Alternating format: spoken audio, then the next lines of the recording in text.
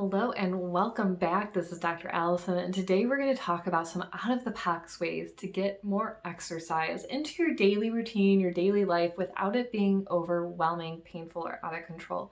You don't have to go to the gym.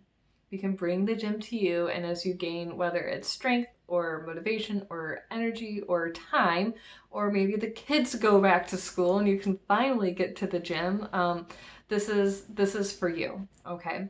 So my number one thing for getting exercise in during the day is to look at it in like 10-minute segments, to get 10 minutes of exercise into that moment while you can, and then get back to whatever that you're doing. It doesn't have to be an hour set session or 2 hours or 40. Like, I know, right? I'm with you. I'm at home with my kids. I'm trying to work from home. It's summer. Like, it's crazy. So it's come down to bringing the gym into my life. So doing things in 10-minute segments has really helped. And sometimes that means setting a timer. So especially if you're at a desk or you're at work or you're doing something and you get really into what's going on, set 3 reminders throughout your day to get up, do 10 minutes of exercise, whether it's something simple in place like lunges, sit-ups, squats, jumping jacks, something to get your body moving, and then get right back to whatever you're doing. Grab a glass of water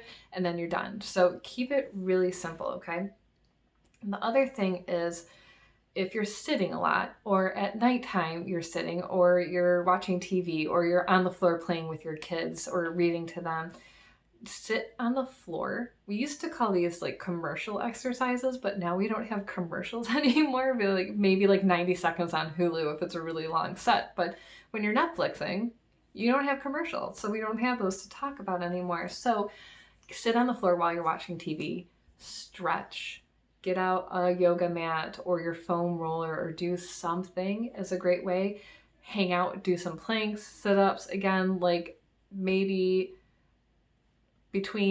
pause between shows, but definitely get off of the couch or out of bed, so that way you get 10 minutes in. You can set different timers and figure that out as well. Okay.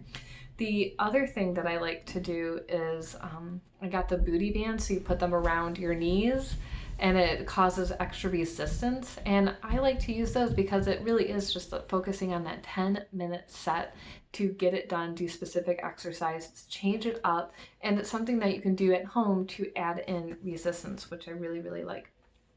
Now, get your family involved. So if you have kids or you have a spouse, it's really important that you have not only support, but also motivation and accountability. So getting your kids involved is really helpful. Now, the last time I went to go work out in the basement, 2 weeks into quarantine in March, I had my son down there, and within like 30 seconds, he took a 2-pound weight and like almost broke his thumb. It was black and blue and it was a disaster. So weightlifting might not be the thing for you, and that's okay, even if we love it, right? So think about little things that you can do to get your kids involved. I love doing storytime yoga with them. Is a lot of fun. So I get on YouTube, you can type that in. There's lots of great people to do it or subscribe to and help support them. But they tell a story and you do yoga poses that enhance the story, and it's just a lot of fun. If you're playing Legos, like stretching out again, like we talked about, sitting on the floor, doing something fun, holding a plank, maybe make it a competition. Maybe if you're doing chores, and especially with kids who have neurological needs, like my son who needs either heavy pressure or heavy work to help regulate, I have him push heavy things like the laundry basket.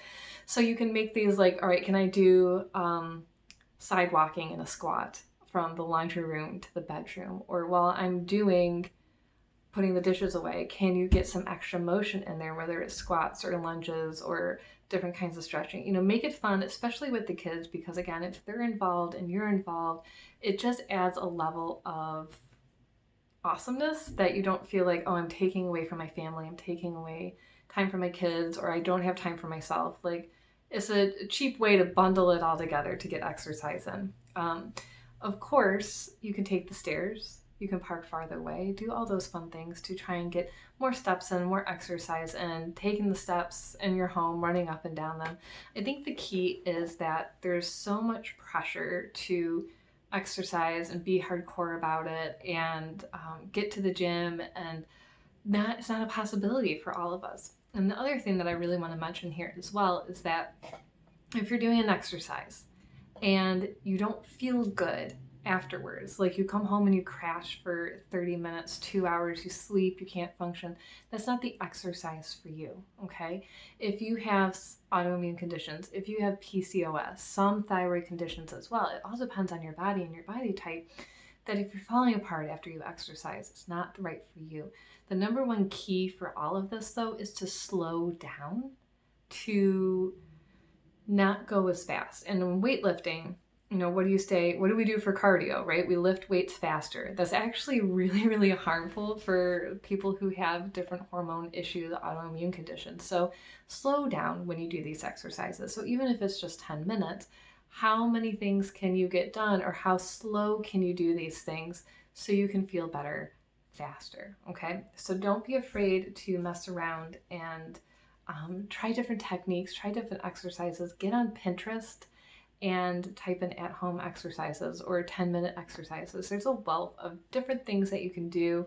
The other thing that you can do, especially with the kids or your family or a partner or spouse or a friend, is to do like a 30-day challenge, or put it out like every day I'm going to start with 1 squat and then go up to 2 and then up to 3 and like up from there, right? Or planks or push-ups or something to get your body moving. So you can do this. You can move your body. It's important for your immune system. It's important for your brain health. It's important for your mood. It's important for your hormones, your blood sugar, your thyroid, all of it. Do it within reason, within limits. Be aware of what's going on with your body. And if you need help figuring out what type of exercise or what's right for your body, or why you can't lose weight, or what's going on, shoot me a message. We always offer a free 30-minute consultation so you can understand what's really going on and what's going to work best for you in a total lifestyle situation. So thanks for tuning in, and we'll see you next time.